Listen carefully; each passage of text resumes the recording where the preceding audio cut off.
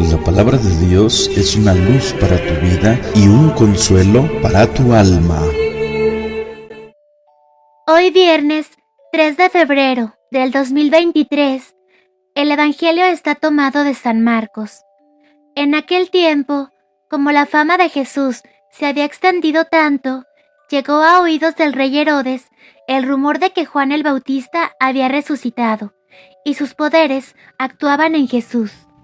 Otros decían que era Elías, y otros que era un profeta comparable a los antiguos. Pero Herodes insistía: es Juan, a quien yo le corté la cabeza y que ha resucitado. Herodes había mandado apresar a Juan y lo había metido y encadenado en la cárcel. Herodes se había casado con Herodías, esposa de su hermano Filipo, y Juan le decía: no te está permitido tener por mujer a la esposa de tu hermano. Por eso Herodes lo mandó encarcelar.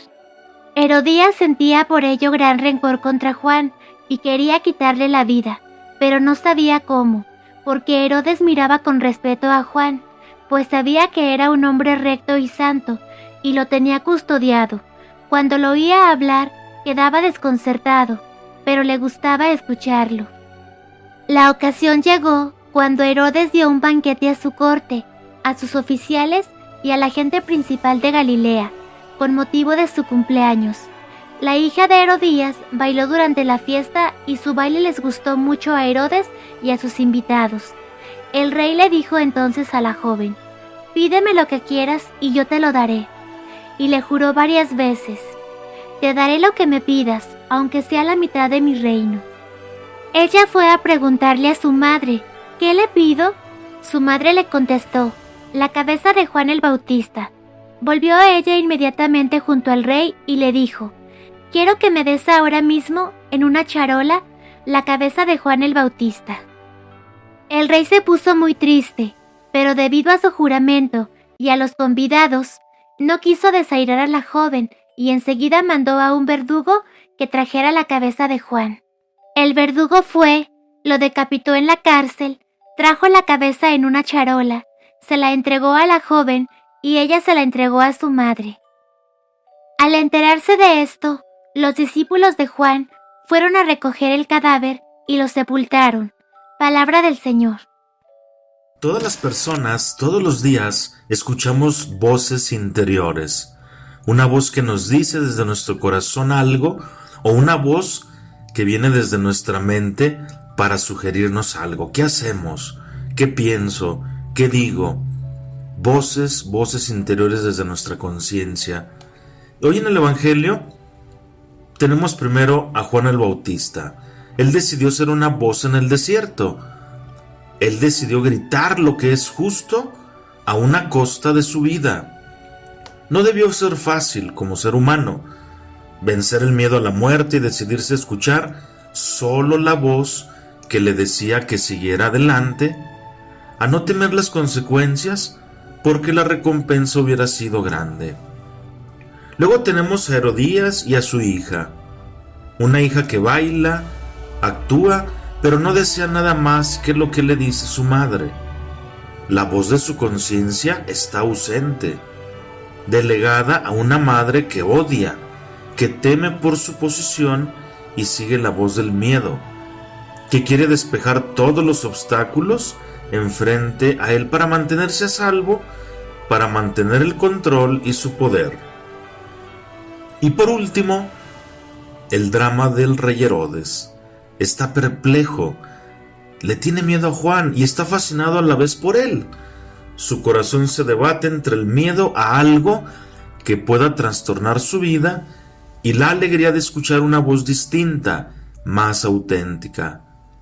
Y de nuevo, las ganas de hacer un regalo generoso y el miedo a desfigurarse delante de los comensales.